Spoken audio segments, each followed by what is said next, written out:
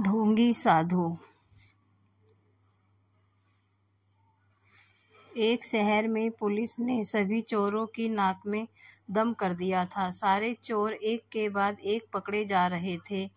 बस एक चोर जैसे तैसे बचकर एक जगह जा छिपा था। तभी उसे एक ख्याल आया कि क्यों ना वो भगवा पहनकर साधु बन जाए।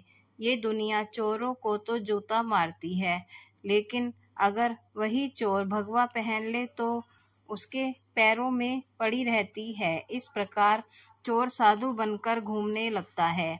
कुछ दिनों बाद पाखंडी साधु में एक कला थी कि वो बोलने में बहुत माहिर था।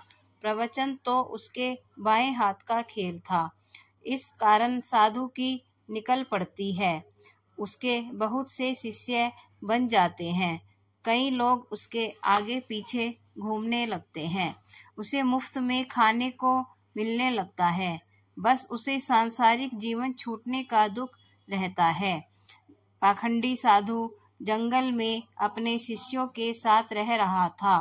तभी उसके आश्रम में एक सेठ आया।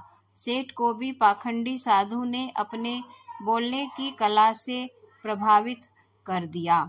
साधु से मिलकर जब सेठ अपने घर पहुंचा तो उसे एक ख्याल आया।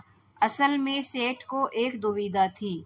उसके पास बहुत सोना था, जिसे चोरों के डर के कारण वो अपने घर में नहीं रख सकता था। उसने सोचा, क्यों ना ये सोना साधु के आश्रम में रख दिया जाए, क्योंकि साधु को कभी कोई मोह माया नहीं रहती। वो तो भगवान का रूप होते हैं।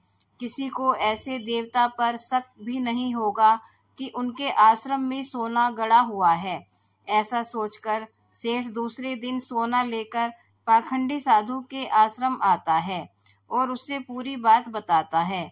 फिर क्या था, पाखंडी साधु का तो दिल गदगद हो गया। उसकी आंखें तो उस सोने की पोटली से हट ही नहीं रही थी। उस सेठ ने वो सोने की पोटली आश्रम के एक पेड़ के नीचे दबा दी और वहां से चला गया।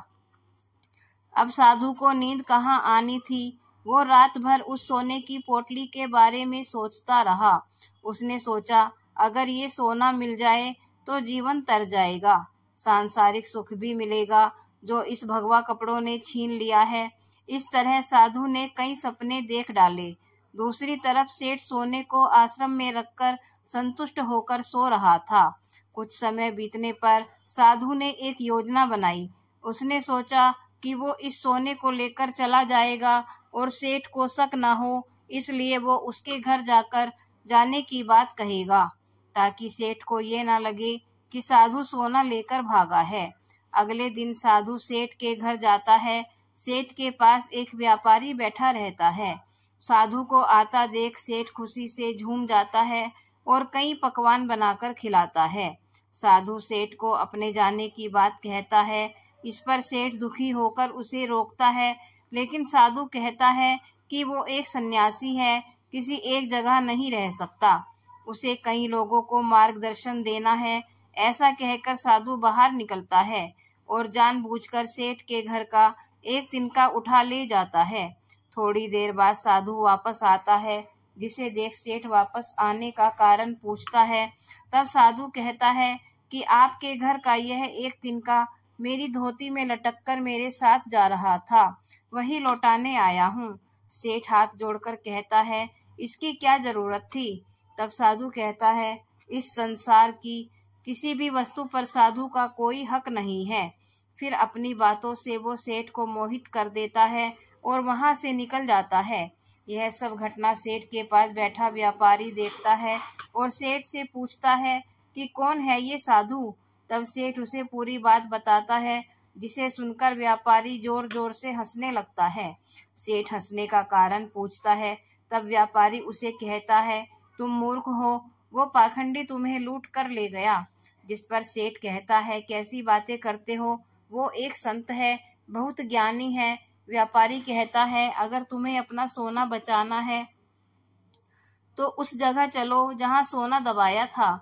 सेठ उसे वहां लेकर जाता है और खुदाई करता है, लेकिन उसे कुछ नहीं मिलता। वो रोने लगता है। तब व्यापारी उसे कहता है, रोने का वक्त नहीं है, जल्दी चलो, वो साधु दूर नहीं गया होगा। सेठ और व्यापारी पुलिस को बोलते हैं और पुलिस उस पाखंडी साधु को ढूंढ लेती है। तब सभी को पता चलता है कि वास्तव में यह कोई सिद्ध बाबा नहीं, एक चोर था जिसने अपनी बोलने की कला का इस्तेमाल कर कई लोगों को लूटा था। पुलिस से बचने के लिए भगवा पहन लिया था। सोना मिलने के बाद सेठ की जान में जान आती है। सेठ व्यापारी से पूछता है कि उसे कैसे पता चला कि यह साधु पाखंडी है। व्यापारी ने कहा, वो साधु बार बार अपने आप की तारीफ कर रहा था, संत कितने महान होते हैं, बार बार यही दोहरा रहा था, जबकि जो सच मायनों में संत होते हैं उन्हें इस बात को दोहराने की जरूरत नहीं पड़ती। इसलिए मित्रों, आज के समय में जो भगवा पहनकर प्रवचन देते हैं वो सभी संत नहीं होते। जय श्री कृष्णा। धन्यवाद। दोस्तों, अगर आपको मेरी कहानी अच्छी लगी हो तो कृपया चैनल को सब्सक्राइब करें और